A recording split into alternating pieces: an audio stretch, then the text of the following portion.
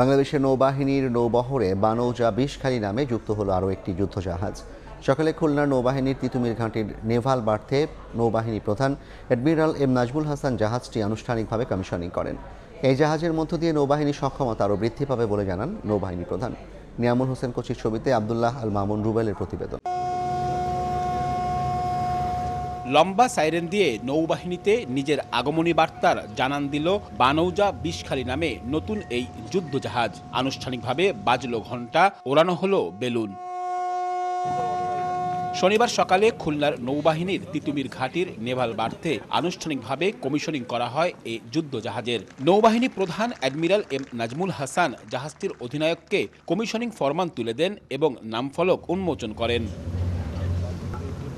খুলনা শিপইয়ার্ডে 2019 সালে নতুন এ জাহাজের নির্মাণ কাজ শুরু হয়, যা 2023 সালের 22 নভেম্বর নৌবাহিনীর কাছে হস্তান্তর করা হয়। জাহাজটির দৈর্ঘ্য 51.6 মিটার এবং প্রস্থ 7.5 মিটার। এটি ঘন্টায় সর্বোচ্চ 21 নটিক্যাল মাইল বেগে চলতে সক্ষম। জাহাজটি আধুনিক প্রযুক্তি সম্পন্ন এবং একটি 40 মিলিমিটার বাফার গান, দুইটি 12.7 millimetre heavy machine gun, mine laying rail, অত্যাধুনিক সার্ভেইলেন্স রেডার সহ বিভিন্ন ধরনের যুদ্ধ সরঞ্জামে সুসজ্জিত।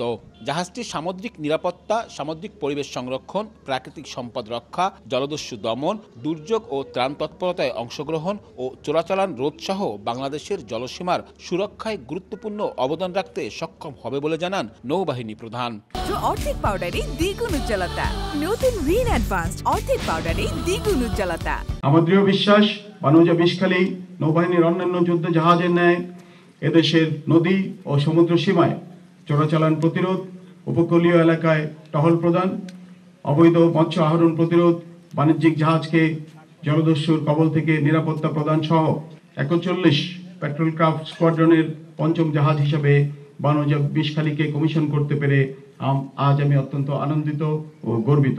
এর আগে 1978 সাল থেকে 2014 সাল পর্যন্ত বানৌজা বিষখালী নামে অন্য একটি যুদ্ধজাহাজ নৌবাহিনীতে ছিল। আবদুল্লাহ আল মামুন রুবেল, সময় সংবাদ, খুলনা।